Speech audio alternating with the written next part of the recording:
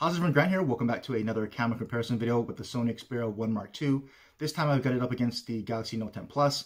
So if you've missed my other comparisons with the Xperia 1 Mark II up against the Pixel 4 XL or the iPhone 11 Pro Max, I'll leave links in the description or maybe some cards around here in case you want to go ahead and check out those comparisons as well. Now this is going to be a comparison in good lighting conditions. So if you're looking for a low light camera comparison between these two phones, stay tuned to the channel because I'll be doing a separate video on that. Now, like I always do, I'll be showing you a bunch of photos and videos that are being shot in full auto mode on both these phones. The pictures on the Xperia 1 Mark II were shot on the Camera Pro app. And so, like I always do, take a look at all these photos and videos first, and I'll come back at the end and let you know what I thought about how each of these phones performed. So let's go ahead and get to the photos and videos.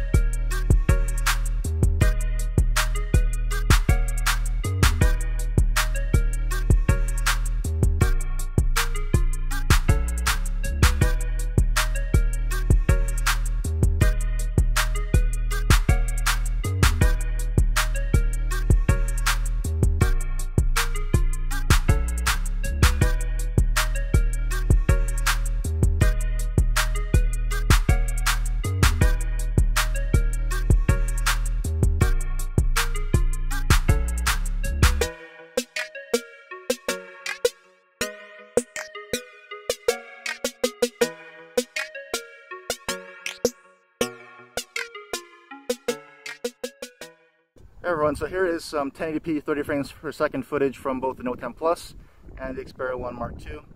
As you can see here, we're in the hills, so hopefully get a lot better footage than normal today. Really nice view, clear visibility, no clouds in the sky. test the zoom out a little bit here. So Xperia 1 Mark II has a 3x digital zoom. You kind of see the golf course out there in the distance. And this is 2x on the Note 10 Plus. And this can go a little bit farther in, so we'll go to about 4x on the Note 10. You can see what that looks like.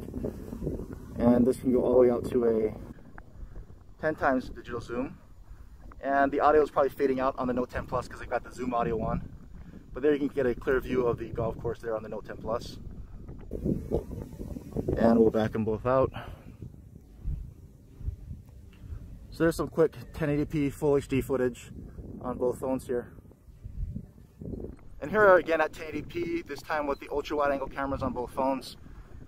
So again, since Xperia you have to stop and start recording again, I really want to show you a comparison between these two phones and their ultra wide angle cameras. Again, this is at 1080p, 30 frames per second. Didn't want to waste this view, and I thought I'd want to give you a quick sample of what this ultra wide camera looks like here.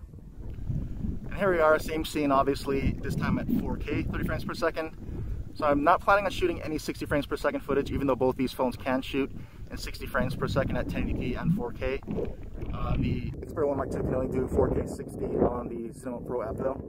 But I'm not going to do 60 frames per second just because this video is going to get rendered out in 30 frames per second, so you won't really be able to see it in its native frame rate. But do let me know if you want to see that maybe in a separate video. And again, we can test out the zoom real quick.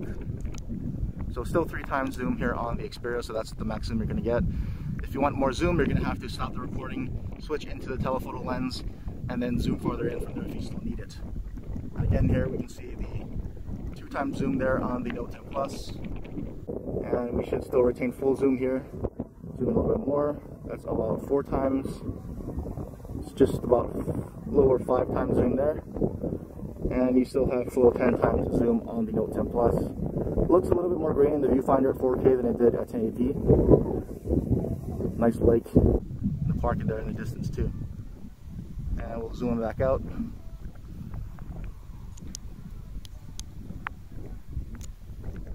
And so a real nice thing about the Note 10 Plus is you can actually switch between the lenses. So this is the main wide. I can go into the telephoto and then back out to the ultra wide. Let's do that. There we go. And the Xperia 1 Mark II, unfortunately, you can't do that. If you want to switch between the lenses, you actually have to stop your recording. So, but there's just some quick 4K footage here from both of these phones. Here's some more 4K footage, this time from the ultra wide angle cameras on both phones. So I figured I'm up here in the hills. We have a great view. May as well test out the ultra wide and see the full view here in 4K.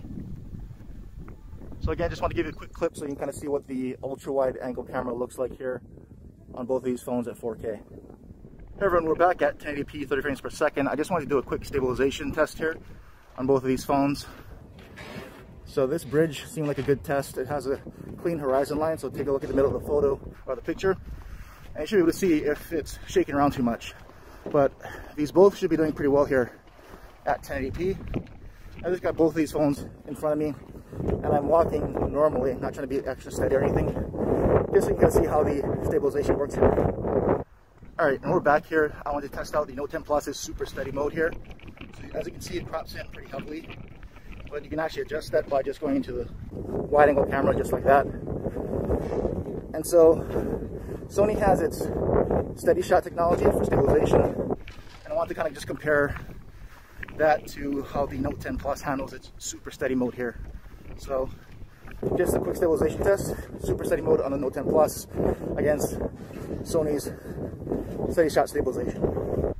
Okay, one last stabilization test, this time in 4K 30 frames per second. So this should be a good comparison. They both should be stabilized even at 4K 30. So again, let me know what you think on how each of these phones are doing as far as stabilization here at 4K. Again, I'm just holding them out in front of me and I'm walking fairly normally. But just wanted to do a quick stabilization test here in 4K.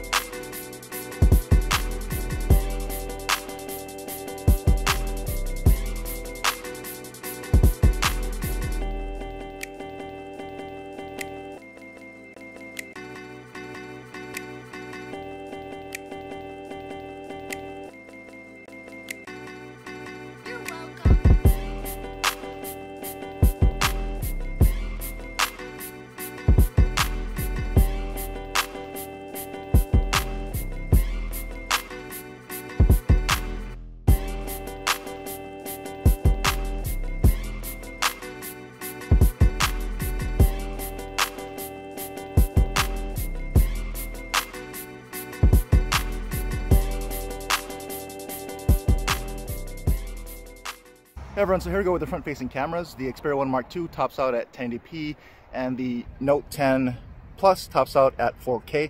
So that's what you're seeing right now. And I can pan around so you kind of see how to adjust to the light. And I don't really think the Xperia 1 Mark II front cameras are all that great, honestly. I think Sony really needs to kind of improve that a little bit here. The Note 10 Plus, I swear Samsung has made some improvements to its front-facing camera. I took a look at some of the photos they took, and it definitely looks better than I remember. And so I'm interested to see how this video turns out once I get it on the computer. But now that you're watching it here in this video, let me know what you think about each of the front-facing videos on each of these phones. How's it look? Stabilization look okay? But again, just a quick sample for you from the front-facing cameras here from both of these phones. Hey everyone, so here we are again with the front-facing cameras. I just want to do another take in a different kind of environment. You can see we're in more of a shade outside. So just to give you another viewpoint of how these cameras perform in a different scenario, different setting here. Outdoors, much more shaded instead of into a lot of direct sunlight. So I'll just go ahead and walk for stabilization test real quick. But I just want to give you another sample of what these front-facing cameras look like in a little bit of a different environment here. Hey everyone, so now that you've seen all the photos and videos for yourself, how do you think each of these phones performed? Did you like one for photos and another for video, or maybe just one better overall? Leave a comment and let me know, and we'll continue a discussion down there. But for now, I want to wrap up this video and let you know how I thought each of these phones performed. If we start off with still photos, I still think that the Xperia 1 Mark II probably produces the best bokeh out of any main sensor that I've tested this year. And I've compared this to the Pixel 4 XL and the iPhone 11 Pro Max, two of the arguably best camera phones on the market today, and I still think the Sony main sensor still produces a shallower depth of field or a more blurry background naturally without any kind of computational photography or any kind of dedicated portrait mode. I think the Sony main sensor still is best there. So if you're going to like a lot of bokeh, then you're probably going to like the Sony Xperia 1 Mark II. Now, as far as colors are concerned for still photos, the Xperia 1 Mark II has the more natural colors, so if you're wondering which look closer to what I was seeing with my own eye, that's going to be the Xperia 1 Mark II. And if you like those boosted colors, then you're definitely going to like the Note 10 Plus. So again, still photo photography I thought was very good on both, and it's just going to come down to your own personal preference and what you like to see. Now, one thing to note about the ultra-wide photos, I always thought that the Samsung phones produce really good ultra-wide camera performance and sometimes better than their own main sensors. And that's no exception here on the Note 10 Plus. Photos look very punchy, very dynamic, and really good looking wide-angle photos. Now, the Sony also produced some really good photos, which caught me by surprise because they're also pretty dynamic, and you don't really think Sony and really boosted HDR. And I don't think the HDR was really boosted on the Sony, but it did stand out. So if you can get the auto HDR to kick in on the Sony Xperia, then you're going to get some pretty dynamic photos with some still fairly natural colors. So ultra-wide camera performance on both were pretty good to me. And again, it'll just come down to your own personal preference on what you like to see, especially in the colors. Then looking at the rear camera video, the Samsung phones always produce some pretty good video, and the Note 10 Plus still produces great video here. The Sony Xperia 1 Mark II and Sony in general hasn't been known for great video performance, but in comparing these two phones and the footage that I shot, at least with these two phones in that instance, I thought the Sony did actually pretty good here. So let me know in the comments what you thought about the Xperia 1 Mark II video performance in these camera samples, because you may have a bias. A lot of people say Sony video is not very good, but at least comparing these two, I thought it was actually fairly close. So that's just what I saw with my own eyes, but let me know what you think about video performance here on both of these phones. And moving on to the front cameras on both of these phones, it's a pretty clear win for the Note 10 Plus. They both have gone in different directions here, where Sony has really not improved their front-facing cameras at all. They have a long way to go. I think the colors get really washed out, and both photos and videos don't come out looking too good to me. Whereas the Note 10 Plus, Samsung front-facing cameras haven't been too good, in my experience anyway. But in these photo and video samples, it's very clear that Samsung has made improvements to the Note 10 Plus front-facing camera. So that's also very good to see. A lot of the photos and videos from the front-facing camera came out looking a lot better than I remember, especially from an exposure standpoint. So if you're looking at the background sky, and in a lot of sunny conditions, most phones, including the Samsung cameras and the Note camera front-facing camera, would blow that sky out. But if you look, a lot of it's pretty much in focus. You'll see some blue skies in the background, and the photos and pictures, videos came out looking a lot better than I remember on the Note 10 Plus. So clear win there on the front-facing camera for the Note 10 Plus. But that's just what I think about how each of these phones performed, and I'm always interested in what you have to think, so leave a comment down below with your thoughts and opinions, and we'll continue our discussion on there. And as always, thanks for watching.